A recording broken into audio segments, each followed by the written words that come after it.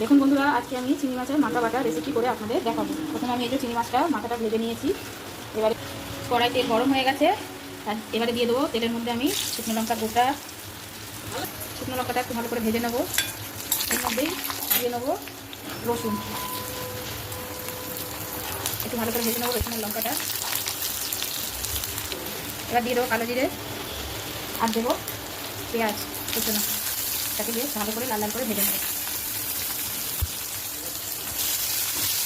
পেঁয়াজটা নরম হওয়ার জন্য ওটা আমি অল্প করে লবণ দিয়ে দেবো, দিয়ে ভালো করে লাল লাল করে পেঁয়াজটাকে ভেজে নেব।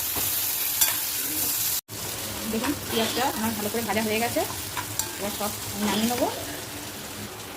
দেখুন আমি এই চিংড়ি মাছের মাথার সাথে এগুলো একবারে সব তুলে নিচ্ছি, একসাথে করে আমি শিলে সব বেটে নিয়ে আপনাদের দেখাচ্ছি।